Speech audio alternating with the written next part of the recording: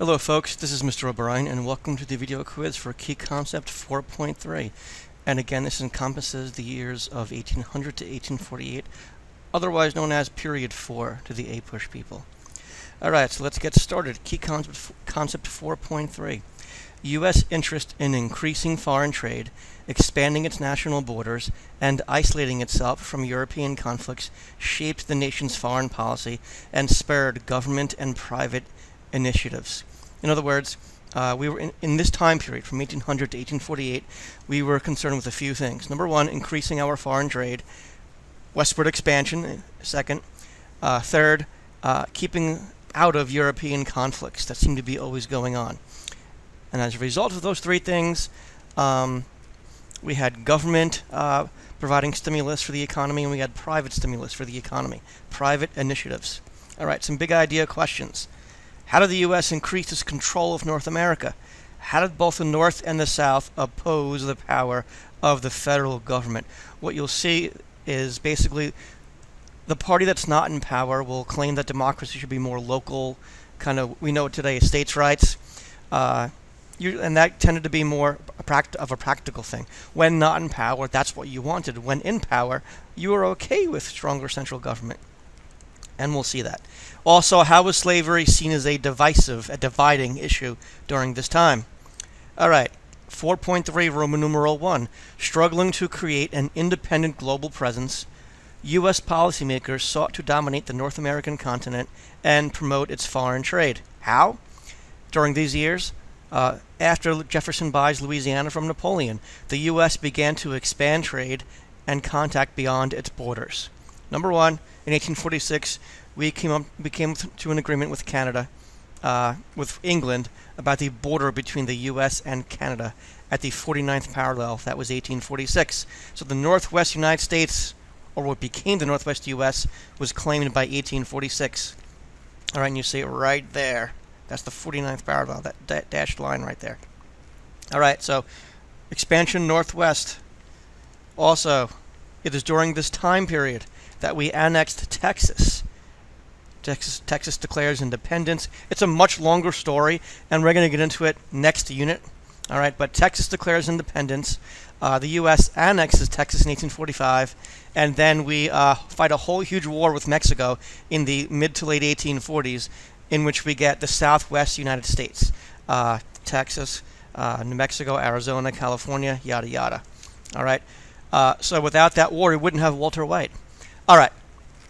So again, this is just an overview. We're going to go much more into this next unit.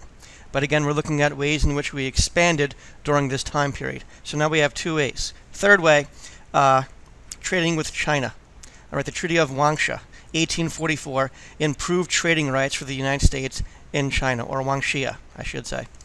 All right, the U.S. sought to dominate North America through military, judicial actions, and diplomatic efforts. Number one, don't forget the Monroe Doctrine in 1819 or 20, when we warned Europe to stay out of Latin America. In return, the U.S. would stay out of European affairs. Okay, you see us warning Europe, stay out. All right, the Webster-Ashburton Treaty of 1842 helped resolve the Maine-Canada boundary dispute. All right, so again, we're setting up our borders during this time period. Next, Roman numeral 2. Various American groups and individuals initiated, championed, and or resisted the expansion of territory and or government powers. Basically, as we expanded, some people started it, some people loved it, and some people resisted it. So, debates over expansion and incorporation of new territories. Number one, slave versus non-slave areas. What you'll see is as we expand westward, as we move past the Mississippi River, every time we expand, slavery comes back as an issue. In other words, people were debating whether or not these territories, before they become states, should be open to slavery, and when they become states, should they be open to slavery. Okay, so things like the Missouri Compromise were needed because of a desire to balance the number of slave and free states in the Senate. All right, that will eventually crumble years later, the Missouri Compromise, but the other thing you're going to be seeing is some people who, I don't want to say they were exactly against expansion, but they claimed at times that the South was trying to expand their slaveocracy, that certain things we did to expand, like fighting the war with Mexico, was just to expand the slave power. All right. Northern and southern states at times resisted the authority of the federal or the national government. Remember what I said earlier. It was when it was expedient. So the Federalists did it in 1812, remember, at the Hartford Convention. It was New England's reaction to the War of 1812 and the embargoes against Britain. The Federalists were the ones out of power, so they felt compelled to argue for a weakened central government. So they were actually the first to threaten. They didn't do it in their Hartford resolutions. They wound up not threatening secession, but they talked about it at the convention. So the North talked about it before the South. Interesting factoid. And the South, during the nullification crisis, which we will get to. We have not gotten to Andrew Jackson yet in this unit, but we will. More or less, South Carolina threatened to nullify a tariff that was set by the national government, and they threatened, you can't force us to do it. We can leave the Union. The compact theory states that the states made the Union. We can also leave the Union. We'll get to that, but more or less they claimed that government should be local and democracy should be local, states' rights, yada yada. All right, the South Carolina Expedition and Protest was the document written by John Calhoun that provided the intellectual legitimization of what South Carolina did. All right, those living on the frontier advocated expansion. Don't forget we have the War Hawks during the War of 1812, Henry Clay and John Calhoun. All right, remember the frontier wasn't as settled by white settlers, so they wanted expansion. So after the War of 1812, natives on the frontier were less of a threat, so there was more. It was easier to expand, I should say. Remember, they were conquered peoples, technically, in the eyes of the white settlers. They were conquered peoples after the War of 1812, so we pushed even further west. So that's a theme during this time period, 1800 to 1848, us going west. So Native American conflicts and federal efforts to control the natives during this time period. Another thing that we're going to get to is the Indian Removal Act, or the Trail of Tears, that was supported by Southerners. It was, by the way, it was not, we were not monolithic in our support of this. Many people up north especially were against the Indian Removal Act as a terrible thing. But the South supported it, remember, because of the cotton gin, the need to expand the slaveocracy down there. They found gold on the southeast. So let's kick the Indians out and let's settle there. All right. So we pushed the natives west of the Mississippi River.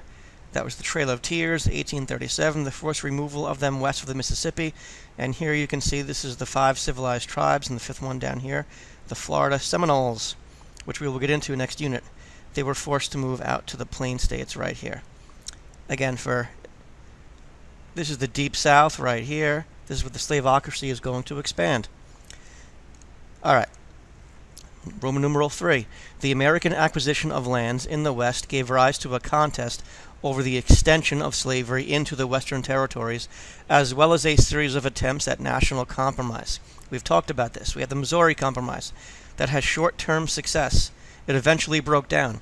So the Missouri Compromise stipulates that Maine becomes free, Missouri becomes a slave state, and all territory above the 36-degree 30-minute line in the future is closed to slavery, as we learned in the previous video quizzes, and everything below it is open to slavery. Again, that's a national attempt to kind of put the issue of slavery to sleep. All right. Thomas Jefferson warned of the effects of this. Quote, "This momentous question, like a fire bell in the night, awakened and filled me with terror. I considered it at once as the death knell of the Union. It is hushed, indeed, for the moment, but this is a reprieve only. It's temporary. It is not a final sentence. A geographical line, coinciding with a marked principle, moral and political, once conceived and held up to the angry passions of men, will never be obliterated, slavery. And every new irritation will mark it deeper and deeper." So he's saying this is going to come back to haunt us, and it does, in the 1840s and 50s, when we keep expanding. So the Missouri Compromise, as you will learn later in the year, was eventually overturned by the Kansas-Nebraska Act, which is in the 1850s, so technically it's out of this time period. And that gives us something known as Bleeding Kansas. All right? But remember the theme, every time we expanded, the issue of slavery came back. The Missouri Compromise was the attempt to put it to sleep, and it did for a few decades. So slavery expands at the end of this time period. Slavery expands to the southwest as a result of the U.S. war with Mexico, and that increased tensions and debates over national goals, priorities, and strategies. The North will begin arguing something that's more anti-slavery, and the South will become more concerned, more anxious about that. You know, why are we expanding? Are we doing it to expand the slaveocracy, or are we doing it to expand the notion of free labor? People are free to sell their own labor. But those are debates we will get to later in the year. All right, test tips for the multiple choice and short answer questions. Know the tensions between this argument for states' rights and national government rights. Know how the U.S. was increasing its power in North America. All those things we talked about how we expanded. Know about the effects, the causes and effects of expansion and the effect on Native Americans. And know about the Missouri Compromise. For the essay questions, know the ways that regions resisted the power of the federal government, the North, the South, yada yada. Have a bigger picture of things. Know the effects of expansion, politically, socially, economically, on America, on white America, on Indian America, and so forth, on black America. All right. And know about the Missouri Compromise. You will not be asked about this probably as the only topic in an essay, but as part of a broader range of topics. Other compromises leading to the Civil War. All right, this is the first of many attempts, failed attempts. All right, so be sure to take the quiz that will pop up right now.